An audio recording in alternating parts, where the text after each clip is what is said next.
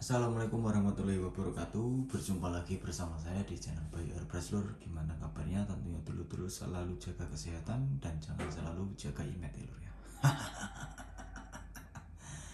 Oke, di kesempatan kali ini kita akan jelaskan sedikit pertanyaan-pertanyaan yang kemarin ditanyakan sama teman-teman kita ya. Mungkin pertanyaan itu sudah sedikit lama, tapi di sini kita pengen jawab karena dikarenakan kegiatan yang mungkin padat, jadi kita baru bisa jawab kali ini untuk di video ini ya. Dan video ini nanti kita nggak nyemprot, nggak nembak chat, tapi di sini kita pengen jelasin sedikit singkat. Maka dari itu teman-teman dulur-dulur semua diperhatikan, didengarkan baik-baik ya. Jadi supaya nggak ada gagal paham di sini. Oke. Untuk pertanyaan pertama yaitu Mas, cara pasang adapter Avalon dengan RPS SATA itu seperti apa? Kok saya sering terjadi bocor. Nah, oke. Itu untuk pertanyaan pertama, kita save dulu. Nah, untuk pertanyaan kedua, di sini mungkin ada sedikit pesan dari Mbak Dar sini. Sebelum ngomong panjang lebar, Mas, kopinya diminum dulu supaya kamu ketika menjelaskan sesuatu hal itu bisa lancar gitu ya. Oke, ada sedikit kopi Mbak Dar sini. Nah,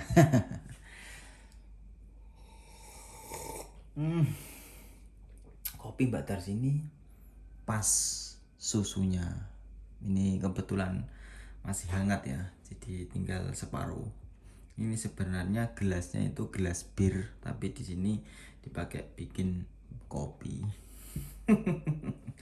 Oke. Untuk pertanyaan pertama tadi kita save dulu, dan di sini kita pengen buka. Ini ada sedikit kiriman dari PSG. Nih PSG, yaitu alat support ketika kita melakukan pengaplikasian atau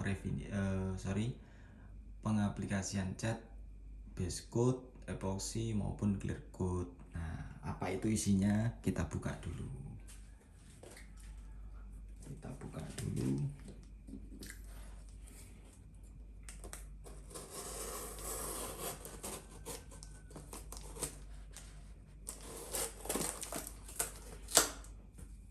Oke.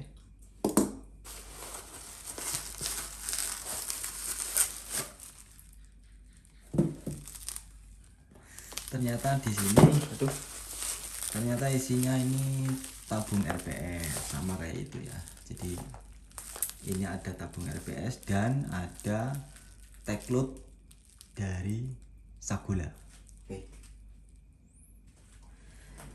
Kebetulan pertanyaan kedua itu ada juga pertanyaan yang ingin bertanya tentang masalah tagload. Jadi di sini kita pengen kasih lihat juga untuk tagload dari Sagola itu seperti apa.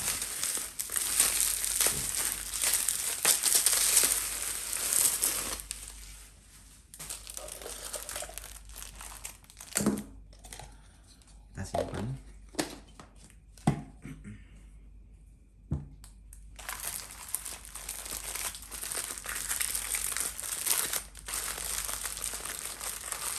Ini ada 5 piece tagload. Nah, ini untuk harganya sendiri kalau belinya di PSG itu sekitaran 120 atau 130-an ya, sampai sini. Dan kita dapat 5 piece tagload seperti ini. Nah, biasanya kalau saya pribadi itu biasanya ya, ini mungkin buat pengalaman teman-teman juga, ini buat epoxy, ini buat cat solid, ini buat cat metalik.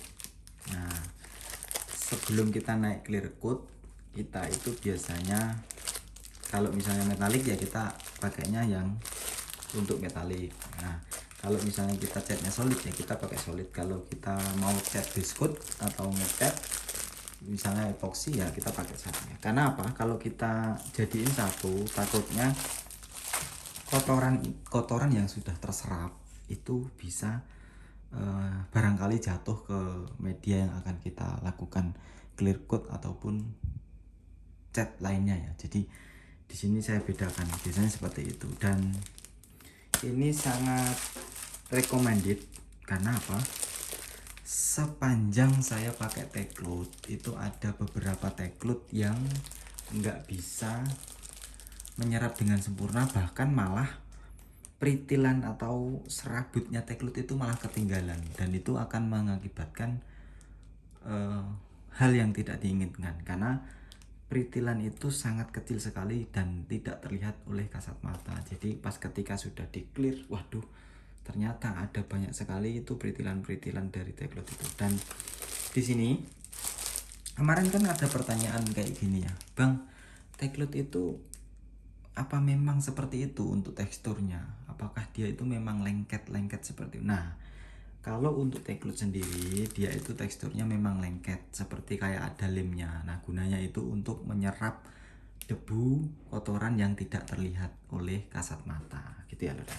Beda dengan halnya microfiber. Nah, kalau microfiber ini kita biasanya kasih degreaser, kita lap seret, lalu setelah itu kita mainnya Techload. Jadi microfiber dulu, ini kain biasa, kain ya, terus kita Techload jadi lebih bersih lagi gitu. Oke, untuk pertanyaan Techload sudah saya jawab ya, dan ini fungsinya.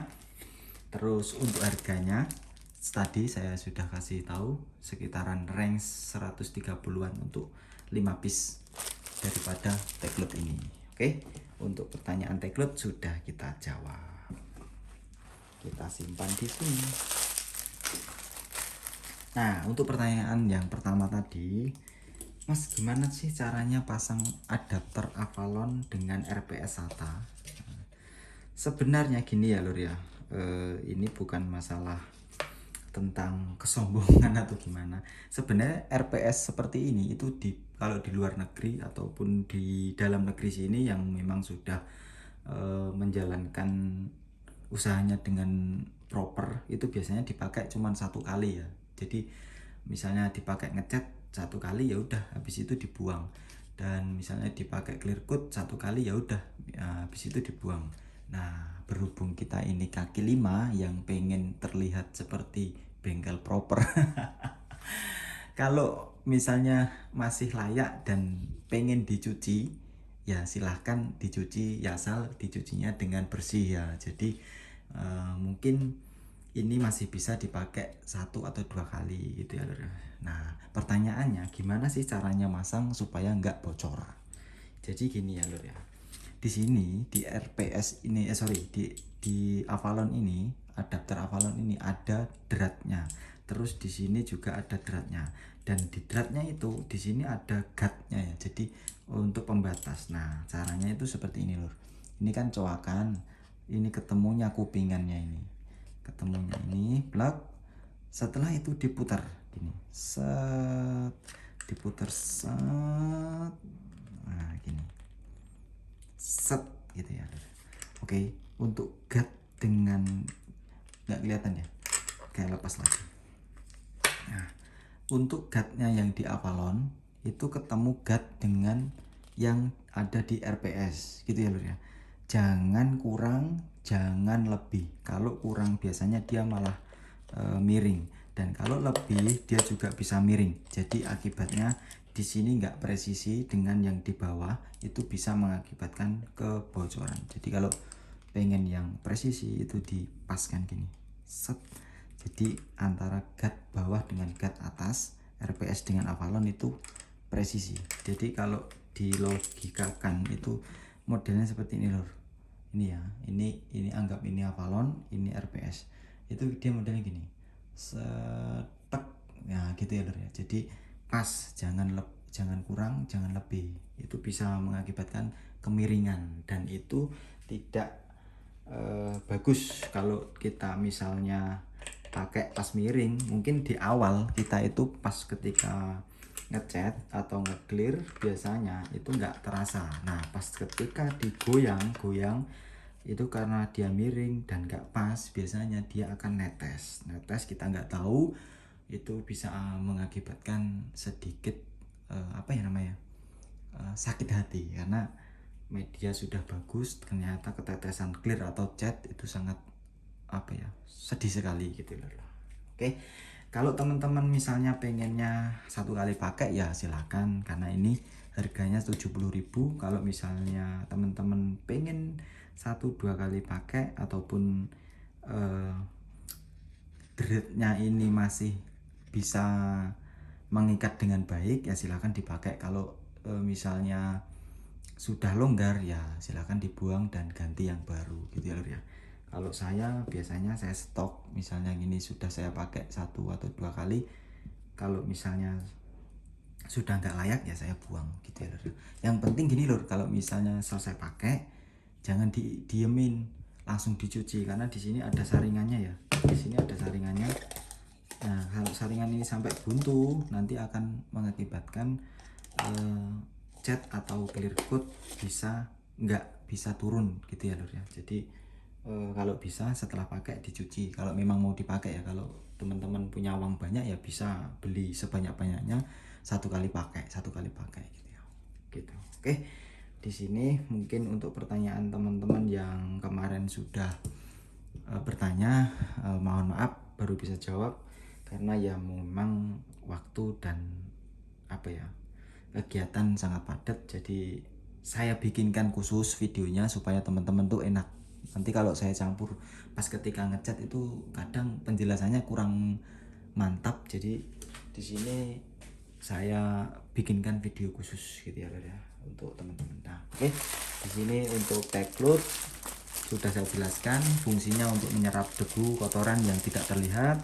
Terus ini microfiber, ini biasanya kita kasih degreaser untuk dilap pertama, lalu disambut dengan Tecloud. Nah, untuk adapter Avalon dengan RPS sudah kita jelaskan tadi ya lur ya. Oke, mungkin dari saya itu aja.